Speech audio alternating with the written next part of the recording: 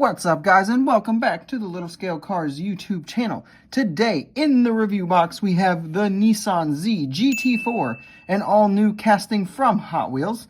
So, is it worth adding to your collections? Let's take a closer look and find out. Let's get things started by taking a closer look at our casting here. So, proportionally speaking, everything looks fairly good, mostly okay. Nothing too huge to really complain about. We'll go ahead and pop the real-life car up in the top right corner so you can get a little bit of a comparison there. Try to get it at a better angle, and it is what it is. Pretty solid overall. Nothing really to complain about. When we actually break this casting down here, let's see what we've got here. So we have the main body is going to be metal, and then our base is going to be metal, as we would kind of expect from a Hot Wheels Premium. However, this entire roof section and the rear wing, this is all going to be plastic, which is a little disappointing in all honesty. We do have these dive planes down here. These are going to be metal, which are nice. We do get mirrors on this casting. They are molded again into this gigantic plastic window section that incorporates this basically the entire upper half of the car. Not sure that that looks amazing, but it is at least there. As far as what our detailing goes, we do have this entire section right here being a piece of the base. This touch of skirt that's showing out here, that's a piece of the base, and the front splitter all being a piece of the base. This interior section, or sorry, this section here I think is a piece of the interior. So overall casting engineered interestingly, I would say for sure. Moving into the paint and deco, so mine doesn't look as it did when it first came out. If you saw my unboxing video, you'll already know, and you should probably already know, just begin with what it looked like originally. It was a very plain presentation livery that was really boring for a race car, especially on its first debut. It was so bad, in fact, that I decided that it simply could not stay that way. So, this GT4 section, that was there originally, but that was pretty much, and that red stripe, that was all that was here. This Nismo is added on by me. This 44 down here, added on by me. And the kind of Gran Turismo logos on the numbering plate is also added by me. Same thing up front. This Nismo here was there. The 44 is added by me. So I didn't really add a ton to it, but I added just enough that it is much more recognizable as a race car. Because this presentation livery is a weak presentation livery to begin with, and I don't think that it was a good choice for the first release of the casting. But you do get this nice white kind of enamel paint, nothing too crazy. There is a little bit of orange peel to it, which is a definite shame there. And then you had this nice red kind of accenting there, which looked pretty good overall. Moving into our details. So starting up front, we do get a little Nissan logo there. And we get two headlights tampoed on, which look good. Interior, or not the intake section here, does have meshing, which is very, very nice to see. Very cool there. Really not a whole lot more to speak of detailing wise from this angle. When we come down to the sides here, we have some nice blacked out 10 spokes, which look really cool. I think this is probably the best wheel choice Hot Wheels could have done. And then you get a little Z emblem right there as well, which looks cool. Making our way to the rear, you get the GT4 logo, Nismo, and Nissan, the Z, and you get this nice kind of wrapped around taillight tampo here with the extra little things here on the side. Another little thing down here, and then some exhaust poking out here that is kind of incorporated into the base. Overall, detailing was done fairly solid. Let's get some pictures.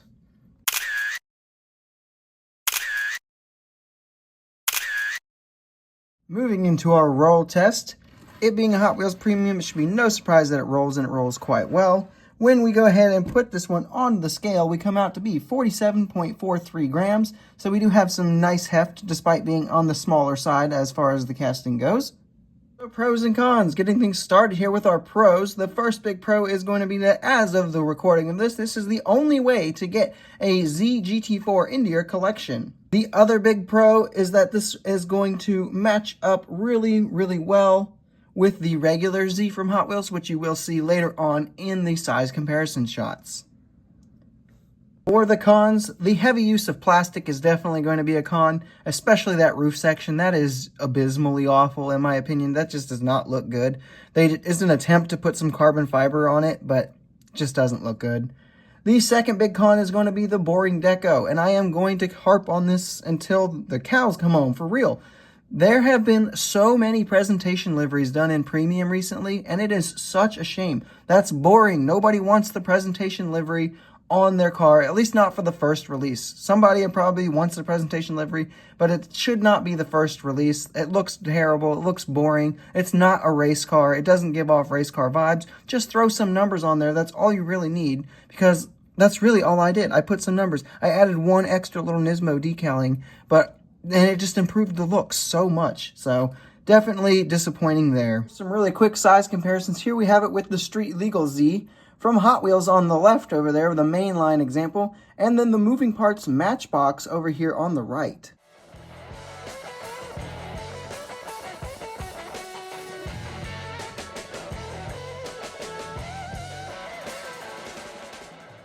And here we have it with some premium brands, with Mini GT's Nissan GTR GT500 over there on the left, and on the right we have the Sparky Porsche 911 RSR.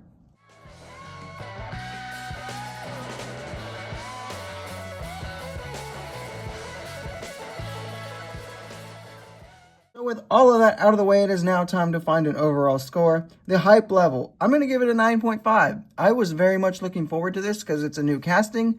But then when I finally saw it, I was like, not as good as I was hoping for. And that definitely seems to be what the general public thought as well, because this one was very easy to find on the pegs.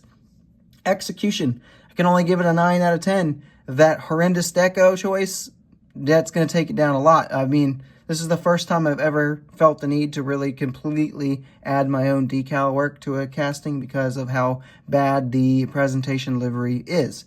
The other big takeaway on the execution is obviously going to be that roof section, and there's just way too much plastic here going on. Does not look good. Feedback. The community has overall been more critical than I have of this one, and so we're only going to give it an 8.7 on the feedback. When we take these three scores, add them up, and average them out, we are going to be left with a 9.01 out of 10 as an overall score. It's a pretty decent score. But this casting really did need a lot more love, I think. A metal roof would have really helped, even some metal mirrors, pillars even. The casting just seems like it was started with the mainline Z and just kind of retooled until they could make it work here, and it doesn't work as good as it should have. We know Hot Wheels can do better. The deco was absolutely so boring that I had to go ahead and fix it up and add my own things to spice it up. That's definitely not cool. The casting overall has potential. There's some things you could do to make this not look so plasticky that I hope that they take that kind of advice to heart and see what they can do with the decos down the line to maybe make this a little bit better, because the casting does have potential if done a little bit better. And that's all I have for this review, guys. I hope you have enjoyed it. If you did, make sure you leave a like, subscribe if you are new, and don't forget to leave a comment telling me what your thoughts are on this particular release, and I will see you in the next video.